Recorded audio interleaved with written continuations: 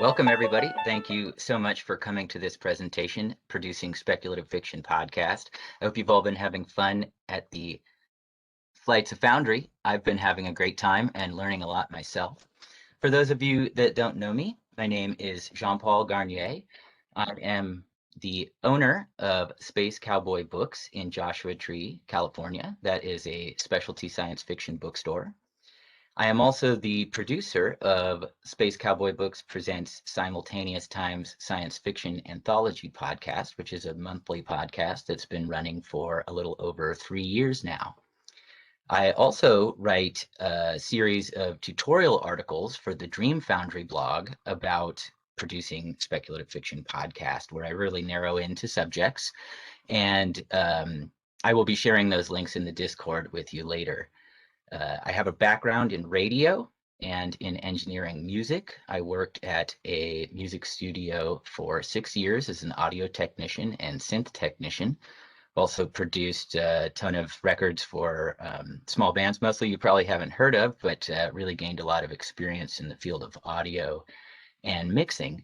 And before we get started, I want to thank Ashley, my editor at the Dream Foundry blog, for helping me work with my articles and make them useful to everyone.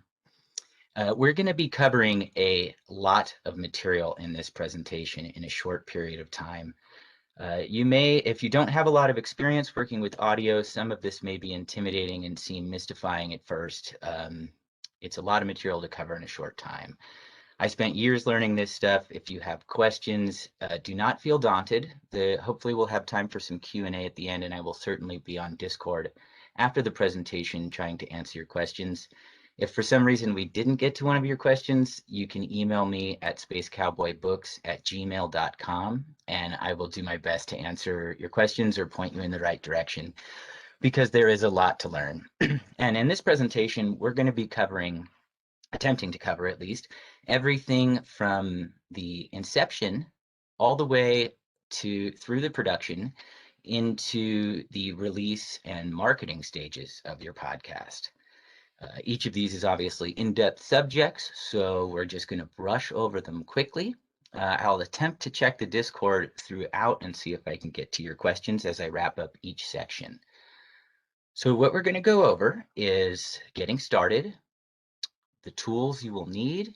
Don't worry, I'm going to try and keep this all stuff that's either free or inexpensive. I know it can be daunting to build a studio. It can be endless, the amount of money you need to spend, and it never really stops. However, this can be done on little to no budget, and I'm going to try and keep everything I discuss pretty much free or under $100. We're going to talk about buying stories, procuring stories for your podcast. We're going to talk about dealing with contracts and payment, and dealing with the authors, which are the most important part behind any fiction.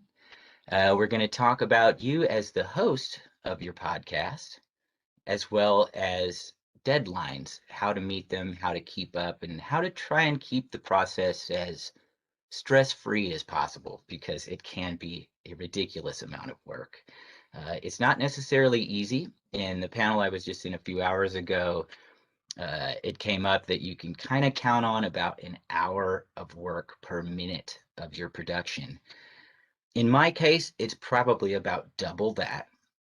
So if you're looking to make a podcast, it is going to be a lot of work, but it is rewarding work. And we get to bring stories to life in a new way, bring them to an audience that might not have experienced them or had the opportunity to read them. And it can be a really lovely, wonderful, and entertaining experience. So that's on the other end, so don't get too daunted. We're going to cover a little bit on recording tips, which go for recording in general, but I'm going to focus on dealing with spoken word. We're also going to cover the readings themselves and dealing with voice actors or being a voice actor yourself, which is something that does take time to learn. I didn't know anything about it when I first got into this. And most of the readers that we work with on Simultaneous Times are just friends of mine and not professional actors or anything. But we'll cover how to deal with your readers and make sure everything goes smooth and you get the best performances that you possibly can. We're also going to cover, and this might not be applicable to all of you, but it's a great way to breathe extra life into your podcast and add production value. We're going to talk about adding music to your production and stories. We're going to talk about adding sound effects, and we're going to talk about Foley, which is recording live sound effects, which is a lot of fun. Then we're briefly going to cover mixing, and during this part of the presentation, I'm going to pull up Audacity, which is a freeware DAW. DAW is a digital audio workstation where you can do your recording. I do my recording in hardware, which I'll show you later, but you can do your recording there, and it's also a very robust tool for mixing. Audacity is free, which is wonderful. You can get it from SoundForge. It's robust and stable. And it comes with a pretty robust package of audio plugins, which are basically effects, filters, equalizers, compressors, and so on. But on SoundForge, there is also an extra bundle of plugins. I think it's about 60 to 80 plugins where you'll be able to get all number of effects to add to your production to make it sound even better. In some cases to clean it up. In some cases, there are effects like reverb and echo and things like that that can add spatial dynamics to your production. After mixing, we're going to briefly go into printing the file itself, WAV versus MP3 and so on, and the things that you may need to know for the place where you will be hosting your podcast, as well as and then we will go into hosting and directories, how to get your podcast out there. And we're going to finish with a little bit about promotional strategies for getting your podcast out there and different ways to potentially get yourself on the radio as well, because audio fiction can go beyond the podcast and radio still has a very large audience, even though you might not expect it to. So getting started, we're going to talk about the tools. I mentioned Audacity, which is a freeware program for mixing and recording. There is also another great one called Reaper, which is also free. Reaper might be a benefit for you if you are also planning on making the music for your podcast, because it includes MIDI, musical instrument digital interface, which is a way to make music solely in the computer without needing much else hardware. If you happen to be a programmer, Reaper is also nice because you can write, if you write Python, you can write your own software for the program and include it. That's a topic for a whole nother discussion. That can be kind of difficult. Audacity also has a similar feature where you can write your own plugins and effects. However, that is in a language called Nyquist, which is sort of an antiquated language, and I've never had much luck with it, frankly. I found it very mystifying and difficult. But if coding is your kind of thing, these tools also allow for that kind of stuff. You're going to need some kind of microphone, obviously. I have here an AKG Perception 120. I've been using it for about 15 years. It's about a $100 microphone, not super high-end, but this is a condenser microphone. Condenser microphones will pick up a lot of the room. So if you live in a noisy or work in a noisy environment, you may want to use a dynamic microphone, which has a tighter pattern that will basically pick up right in front of it, which is a good way to avoid background noise. If you don't have a microphone and you can't afford one, that's okay. There's some other cheap ways to do this. The first 10 episodes or so of Simultaneous Times, I recorded all the voice on a field recorder. This is a Tascam DR7. You can get one used for probably under $100. And the benefit of a tool like a field recorder is you can bring it with you. Say we were doing this live at a convention and you wanted to interview people. It's a very easy way to record on the fly. It's also great if you want to record your own sound effects. I often take this out into the yard or around the house just to record different noises and build myself a sample library that I might use in productions down the line. And that can be a really fun process. And it's nice to build yourself a library because when you need a specific type of sound, you can just reach into your folder and get it. With the field recorder, I've got one of these on it. I'm not sure what the proper name for this is, but in the studio I worked at, they were called mic condoms. You just slip it right on, and that will help you avoid plosives. The other tool that is absolutely essential is a popper stopper. I've got two different varieties here, one on the mic, one in my hand here. These are relatively inexpensive. They will help avoid plosives and your recording will sound a lot better. However, if you can't afford one, they're very easy to make out of a nylon stocking. You can even use a sock and just build a ring out of a coat hanger. This one I'm not, they're pretty much created equal. However, this one I'm not real fond of because the clip tends to slip, and that one's not very useful for me for that reason. So that might be something worth thinking about. If you're going to use something like a condenser mic, you're also going to need phantom power. So that might be another benefit of you using a dynamic mic. Many interfaces have phantom power. It just means it needs external power, and it's at 48 volts. The hardware device I use has built-in. Many will have them built in, but if you're unsure about that, you might just want to start with a dynamic mic. Another thing I highly recommend is an external backup drive. Whoops. An external backup drive. Doesn't really matter what the size, but you're going to want to back up your work. You're going to work really hard on your podcast and you would hate to lose anything. So back up regularly, save regularly, as with all computer functions. Another important tool is headphones. This is a gaming headset that I use for conventions and online talks. I've got a pair here, $25 at Guitar Center. That'll get you through most things you need. I also recommend a pair of earbuds because a lot of people will be listening to your podcast that way, and it's good to test your podcast in as many environments as you can. Test it through speakers, test it through your good headphones, test it through some earbuds, and just make sure that it sounds good from one listening way to another, because it's going to sound different in each way. If you're mixing with speakers, you want to make sure that your speakers are a little bit off the wall. Probably a good couple feet if you have enough room for that. If not, you can put them up against the wall. It won't be that big of a deal, but you will get a more accurate picture of the sound if you can distance the speakers from the wall a little bit. So those are the basic tools you'll need. Again, I'm going to move quick, so if you have any questions, we can talk in Discord later. Next, and probably the most important thing next to gear, is the stories. When I first started, I had a bunch of old stories. I had a bunch of ambient music I made, and I thought, oh, I'll just slap them together and it'll work. Well, it turns out that wasn't true. I did record some, but not every story works for audio. Read them out loud to find out. So quickly, I moved into, before the first episode even, talking to some of my friends that write science fiction and reaching out to people I didn't know.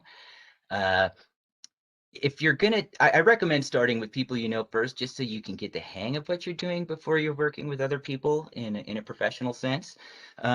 But once you do, or however you decide to do your submission calls, whether that's on social media or whatnot, it's always a good idea to put some submission guidelines together. For instance, the length of the stories that you want, or if you have a specific type of story that you want to portray, ask for those particular types of stories. And you'll find that a lot of people neglect the submission guidelines, which is okay. Sometimes it can be problematic, but it's never a bad idea to just put out there what you're looking for. It'll help clear things up. If you're going to contact authors that you like and ask them for stories, let me back up for a second. I really recommend that you pay your authors. They're the backbone of everything that we do, whether it's bookstores, publishing, podcasts. We can't exist without the authors. So give them the respect that they deserve. Not all of us have the budget to pay professional rates. Even if you can only pay a token payment of $5 or so, you'd be amazed. Not only is it a sign of respect, but you will get more professional interactions from your authors as well. So that's a good reason to pay. And we can do fundraisers and move up to pro rates eventually. And don't let the financials stop you. There are other ways, but it's always good to show people that you respect their work by giving them a couple bucks if you're in that position.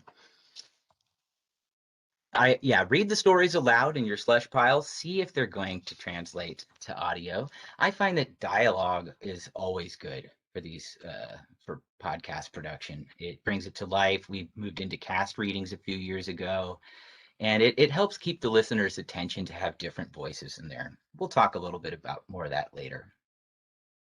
Let's see here.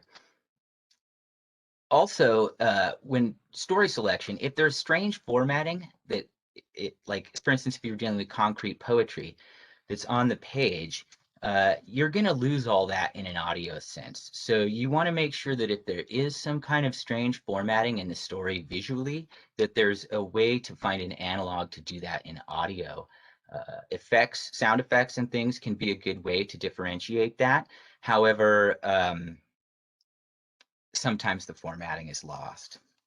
And make sure that your readers have listened or read the story and are familiar with it. Contracts are very important because you don't want to screw up a relationship with someone you're dealing with. You want everyone to come out on the other end happy. So some of the things I might go over in a podcast contract is that I'm securing the first audio rights, or if it's a reprint, it might be the second audio rights. I spell out the payment agreement, uh, what the author can expect of me and what I can expect of the author. And then I always include an optional clause that we may do an anthology CD, make sure they're okay with that. Basically, you just want to spell out how your relationship with the author and the composers is going to work, so that everybody's happy on the other end and nobody has any questions later down the line. You want to take care of all those things before the production.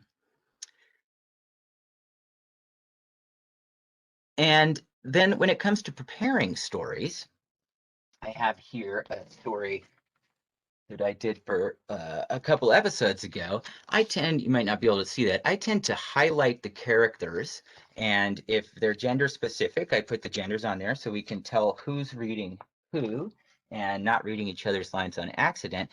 Now, the highlighter technique that I use is not always going to work. Now, everyone's got different needs. For instance, I had a reader come over one time. I said, all right, your lines are in blue. And the reader was colorblind, so that didn't work. I had to re-prepare the script. So whoever you're working with, make sure that you find out what their individual needs are so that the production can flow smoothly, because everyone's got different needs. You want to, sometimes it's worthwhile when going through the story to mark inflections. If you feel like this part should have a certain mood, this other part should have a certain mood. Sometimes I'll add commas, even though they wouldn't be there in the story, just so that you have a space to breathe. Because with long sentences, especially if there's a lot of techno babble, they can be really difficult to read. And to cast accordingly. One other thing that's very important with pronunciations, I work with authors from all over the world. I don't always know how to pronounce their names. I don't always know how to pronounce certain words, or sometimes there'll be words in other languages. What I'll do in these cases is I'll either ask the author for a phonetic spelling, or I will record it the way I think it is, and I'll send them the recording and let them correct me. That way, nobody's disrespected along the way. Another thing that's important when you're first getting started is to decide how you want the flow of your production to go. Do you want intro music? Do you want outro music? How much host personality are you going to interject? Do you want to talk for a few minutes before we get into the stories, or do you want to jump right into the stories? For simultaneous times, I want the stories to be the feature, so you won't hear me talking a little bit much, except for in the outro, if there's a few things that I need to say, and obviously the credits. You want to make sure all your authors, actors, and composers get credit for their work. So that's a good thing to decide beforehand. And lastly, when you're getting started, deadlines are super important. Simultaneous Times comes out on the 15th of each month, and it is a tremendous amount of work to produce an episode every month. So if that workload's going to stress you out or too much, you might want to do bi-monthly. You might find you can do more. It's really up to your life, but it's worth thinking about, and work ahead whenever possible. The more you can get done in advance, the less stressful it will be. Some days I'm mixing the episode the day it comes out, and you don't want to do that to yourself if you can help it. So we're going to move into the recording tips section of this presentation. One thing that's really important and worthwhile to start with, to get the best quality recording from your spoken word, you want to treat your room. You can see over here, I have Auralex all over the wall. This kills reflections. You can also use bed foam. This was dumpster dived from behind a studio. This Auralex can be terribly expensive. However, I dumpster dived it all, so it didn't cost me anything. And I don't know if you can see up there, but those are bass traps. Corners tend to be problematic. If you can't get one of those or can't afford one, you can stuff some pillows up there and staple them. Another cheap alternative to this is to use moving blankets, which are quite inexpensive, or you can also just use a regular old blanket to kill room reflections. And the deader your room is, the drier your recording will come out, and the more control you'll have when it comes to mixing. You'll be able to see over here, I've got blankets all over the wall. Super inexpensive way to handle reflections. You probably also want to not record in front of a window, as those are reflective surfaces. If you have to, just try and cover them up with pillows or something, and that will increase the quality greatly. A couple other things that come up are have green apples on hand. As weird as this sounds, we can have smackiness in our mouth, and that is the chemistry of our saliva making those sounds. And those don't tend to sound very good, and they're difficult to edit out. A bite of green apple once every page or two will change the chemistry of your mouth and make that a lot easier. It will really tone down the smackiness. The popper stopper, absolutely essential when it comes to prepping everything. I also find it useful to have a recording checklist. The things on this checklist might seem kind of dumb to you, but they're things that can ruin your recording, and it's good to have them dealt with ahead of time. Little checklist on a notepad, okay, I do these couple things before I hit record. Turn off your phones. You don't want that thing ringing and screwing things up. Pushing record, as obvious as that sounds, you will be really disappointed if you record a half an hour take only to find that you have not pushed record. You want to make sure that you've checked your levels and that nothing is peeking out on the way in. I tend to leave a lot of headroom just so that I have less issues with that. And headroom basically means you're not maxing out trying to get the loudest recording as possible. You leave some space up there at the top. And background noise can be a real issue. I live in a rural environment, so it's not that much of a problem, although we do have heavy winds, which will screw up recordings. If you live in an urban environment and you have a lot of background noise, I would consider thinking about the times you record, whether that be early in the morning or late at night. You can avoid a lot of background noise issues, which will help everything sound clean and good. So those are a few things you can do before you push record to ensure that you're getting a good quality recording. I've written an in-depth article about this that you can find on the Dream Foundry blog. Then it comes to reading the stories themselves and your voice actors. It's important to remember that when we're reading someone's story, we are interpreting their work. And so because of that, I suggest really familiarizing yourself and your voice actors with the story itself. I'll often read it a dozen times to make sure that I understand the author's intent and where they're coming from. And if you're confused or you're not sure about any of these things, it's always worth contacting the author. If you're dealing with characters that you don't know much about or backgrounds, ask people and do your research. That way you can make sure you not only have an accurate representation of the story, but an accurate representation of the types of people and cultures that might be portrayed in the story. Another really important thing when reading is to slow down. I'm talking kind of fast right now because we have a lot of material to go with in a short period of time, but we want to give the story breathing room and make sure that the listener has heard everything that's said. And when people get in front of a mic, they tend to get nervous and speed up. So that's one thing when dealing with voice actors, you need to keep in check and make sure that they're reading slow enough. I find when producing poems that it's important to slow down even more because that kind of language often needs a little bit more space for the listener to soak in what's being said. Working with voice actors can be a lot of fun. I've dealt with some professionals and they're wonderful and I usually learn from them. But usually I just rope my friends into helping me out with it, or my partner and I do most of them. It's important to be sensitive and encouraging. Like I said, most people get nervous in front of a mic. A microphone is an instrument that requires certain techniques that you can't necessarily teach someone in a couple minutes. So one of the things I'll do is help them with a visual cue. For instance, once I get the level, perhaps I want you one hand away from the mic. They're not necessarily going to hear what's happening in the recording device. So if they can have a visual interpretation, it helps them stay where they need to be. And you don't want to be moving all over the place because that's going to sound, it's going to interfere with the sound. It's going to sound like they're moving, basically. It's also very important to breathe. When people get nervous, as I am a little bit right now, we tend not to breathe regularly, and that interferes with the natural sounding reading. Um, so slow down, breathe. Another important reason for slowing down is if you're going to add music to the background and that fills in the silences, the reading will feel faster. It's a very strange effect. It's not actually sped up, but it will feel faster, particularly if there's blanket pads and heavy bass. So that's another a good reason to slow down. It's important also, in some cases, you'll need to direct the reader, and this is another one of the reasons it's important to be really familiar with the story. That way, if someone's getting an inflection wrong, you can point it out to them. And when a reader makes mistakes in the reading, it's really no big deal. We can edit them out. And people will get nervous and frustrated with themselves, and that's okay. But it's important to remind them, hey, we'll fix this all in editing. It doesn't matter how many times you botch a line, we can always do it again.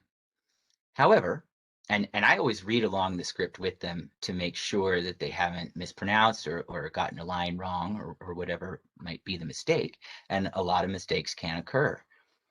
When a mistake does occur, what I'll usually do is either have them back up to the beginning of the sentence or back up to the beginning of the paragraph. You don't want to start in the middle of a sentence because you're going to have mismatched inflections and it won't sound right. We tend to speak louder at the beginning of sentences than we do at the end, and that will make the reading feel funny. So it's always important to back up to where a period is or a line break or a scene break. And it doesn't matter how many times they mess up. We can just delete that later. Another really, so pronunciations we covered a little bit, but this applies to whether you're reading or with your actor. If you're not sure about pronunciations, I write them phonetically on the page so that we can make sure we get that right. Often it can be difficult with alien names or technobabble, made up language can be very difficult sometimes. So give yourself the space to get that right. Always check with the author if you're in question. And lastly, something I learned from a theater director, which is wonderful, is to stress the verb in a sentence. This will really bring it to life. If you're unsure how to read, you don't want the to be really louder, get your stresses in the right place. If you're unsure of where those are, the verb is always a good place to put the stress. Often, especially because of the pandemic, I find that I have to play multiple characters. It's been harder to get voice actors to come over and work in the studio. And we usually don't do this remotely, at least at simultaneous times, although that's an option for you to do it remotely. So if I have to play multiple voices, I find that the pitch shifting tool, and if there's time, I'll show you how that works.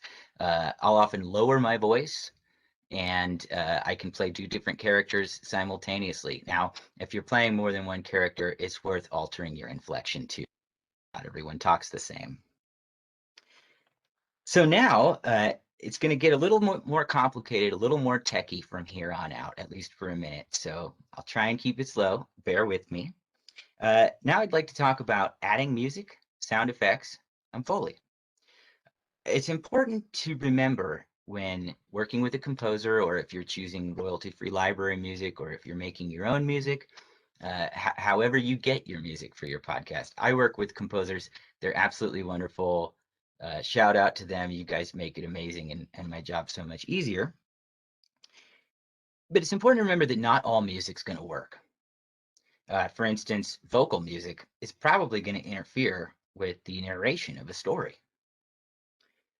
Transients, which are sounds with sharp attack and rapid decay, for instance, the sound of a drum, a snare is a perfect example of a transient. Transients can often interfere with the narration as well. They'll suck our attention away from the speaking. And it's important to remember that the story is like the lead singer of the band in a way, that the story is the lead instrument. The reading is the lead instrument.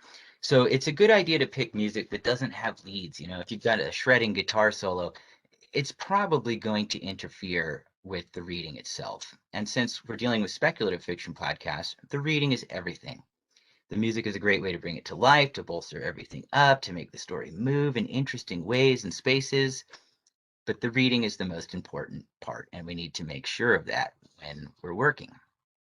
We use a lot of synthesizer music in simultaneous times, which is wonderful, but synthesizer music tends to be very full spectrum. It's got a lot of energy in the entire range of what human beings can hear. And it will also, we'll deal with some EQ techniques, equalizer techniques to deal with that a little bit later in the presentation. But that's something to keep in mind. High-end buildup, bass buildup. You're going to deal with this more dealing with synthesizers than you will dealing with other instruments. It's important to remember that music can change time. If you have fast drums going on or fat bass pads, they're going to change the way we experience time. So always take your time when you can, when selecting music and for the reading. Sound effects and Foley, the live recording of sound effects, as I mentioned earlier, you can start building your sample library up and have a lot of fun with this. There's a temptation to go crazy and add every sound effect that you possibly can, every footstep, every door slam. There's a lot of cues in writing that show us that we're going to hear that kind of sound without having to hear it.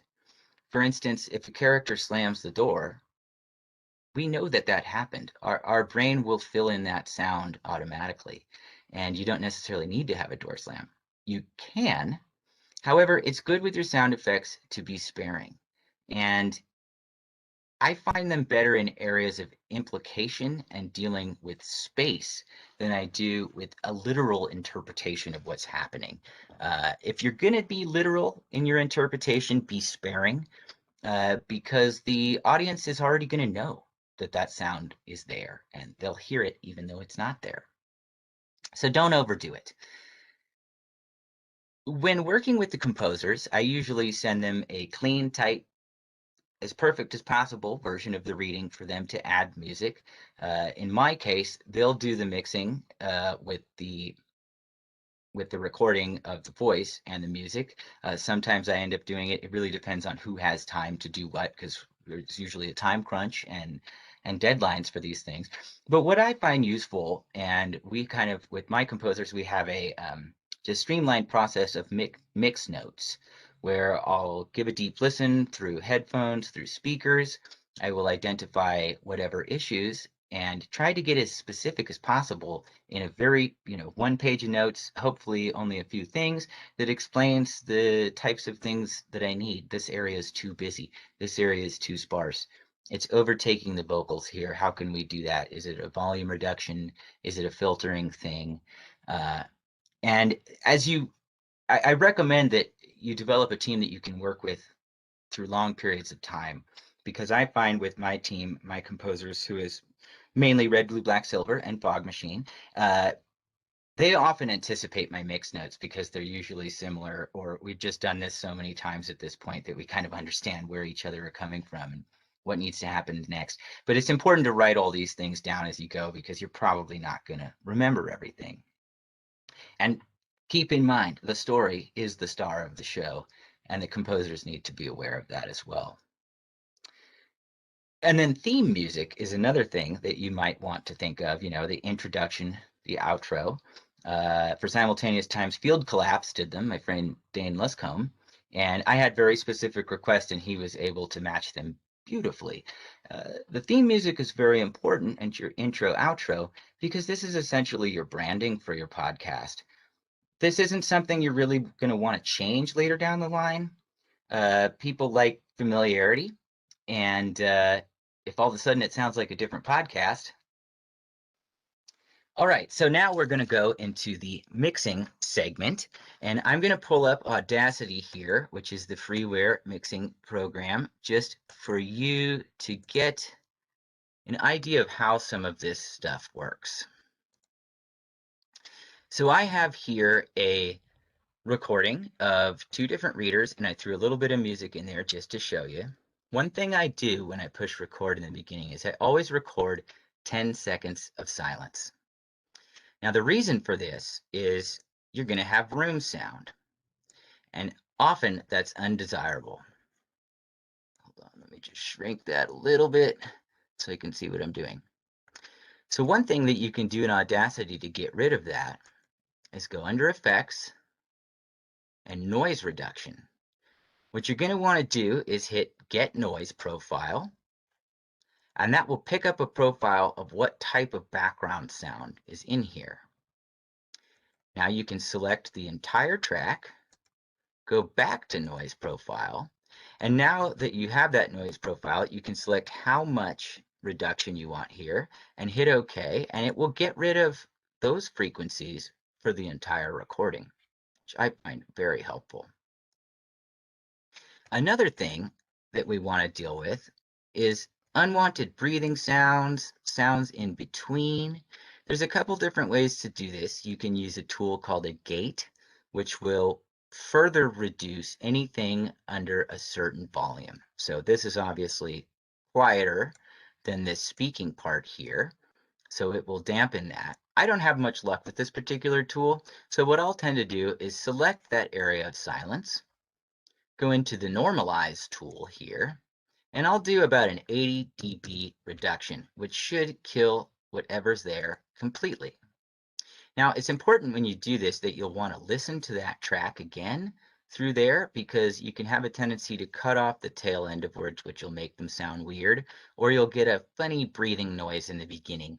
You can really zero in and get bigger for that part of the process if you want. So that'll help you deal with the background noise, the silences, and so forth. And this part of the process, excuse me, will most likely take a lot of time. This is where I spend the majority of my time when I'm editing. Now, when you add music to spoken word, the music will have a tendency to overtake, and you can reduce your volume here. However, reducing volume isn't always the key. What I'll usually do, select your file here. This is a music file, and I'll go into the equalizer. Now, there's a couple different issues that can come up with music depending on how the music is produced. One of them is bass buildup. Synthesizers tend to have a lot of information in the lower registers and throughout the whole spectrum. So one of the things I'll do to deal with this, that can bring up an issue called bass masking, which will actually hide some of your mid-range. So you can just roll off below 20 dB. When you squash this to an MP3, it's not going to come through there anyway. That gets cut off in MP3s. However, the overtone information will still be there. And high-end buildup, which can happen because of reverb and things like that, it's usually above 18K. So I'll just cut off below 20 and above 18, and you'll find that that will clear things up quite a bit.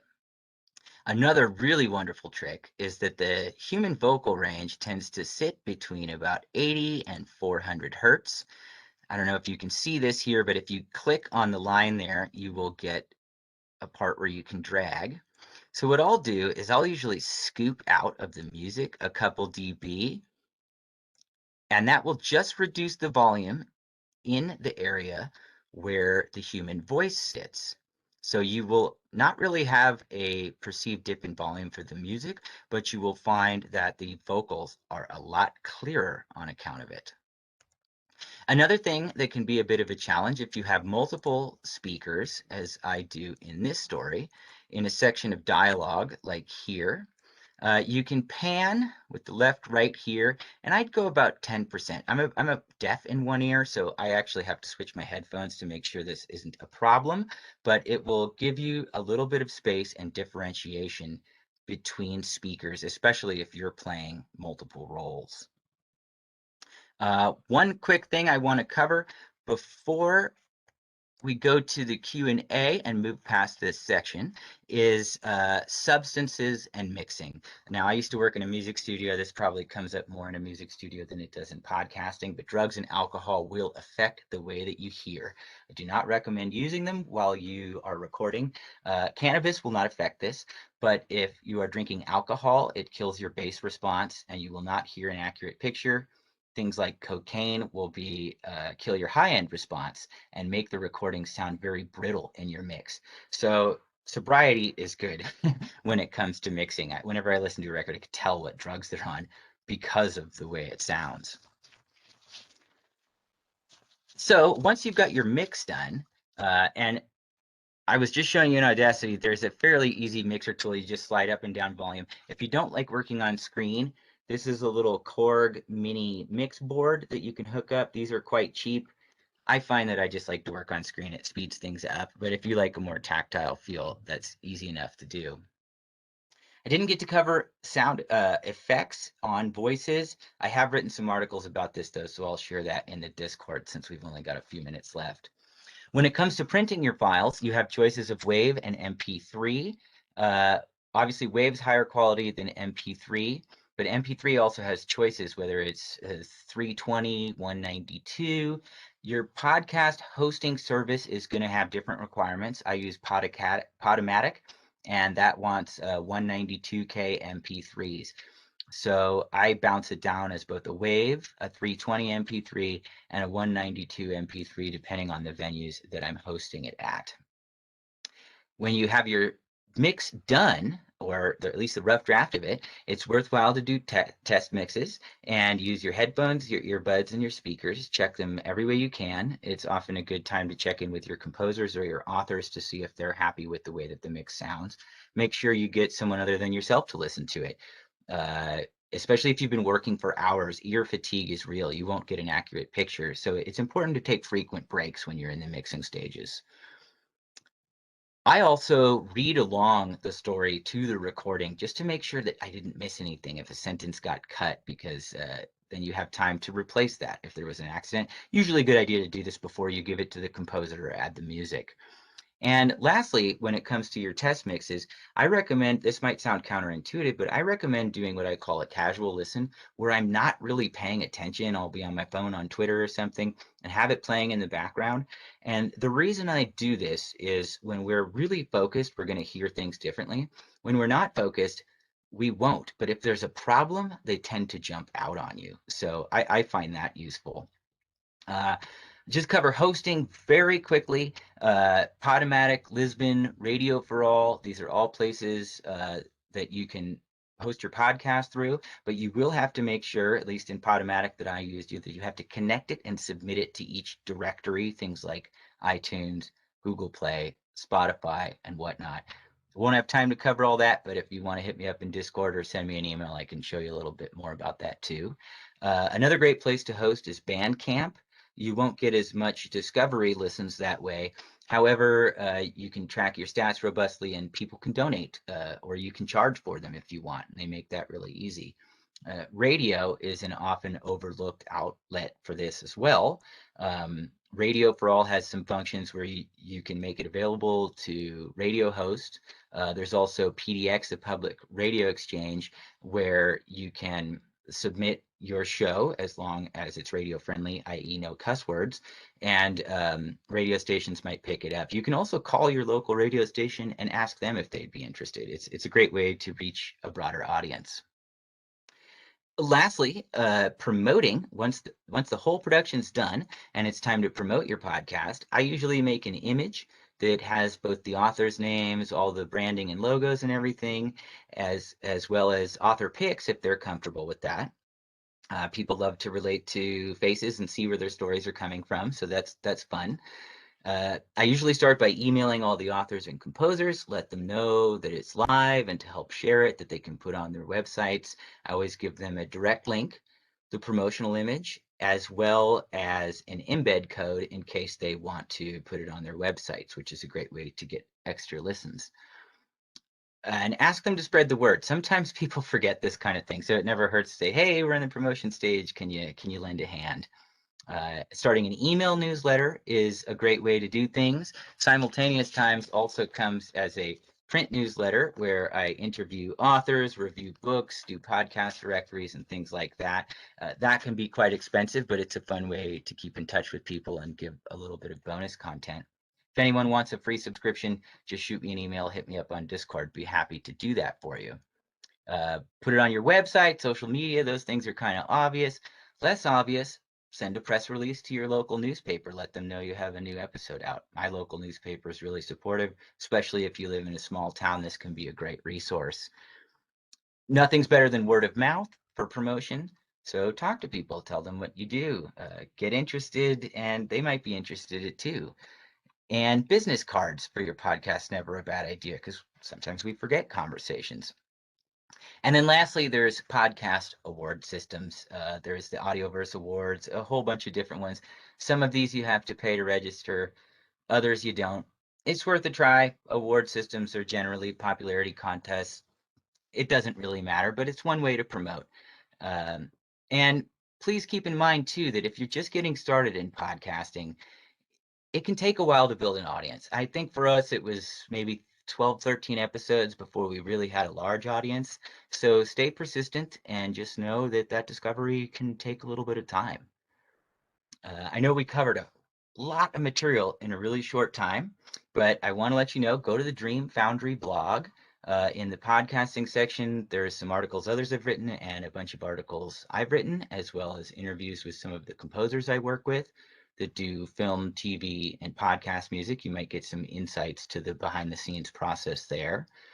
If you're interested in engineering audio and you found this talk overwhelming, that's okay. It'll be available on YouTube later. I'm here to answer questions.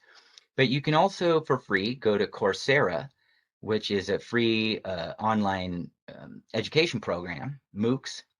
And there's a wonderful plethora of engineering courses that you can take there. Even though I've done this for decades in different regards, I still take classes sometimes because there's always more to learn. If you really want to get deep into it, check out the Golden Ears program, where you can develop your ear. You can train yourself basically to hear issues. It will be really helpful down the line.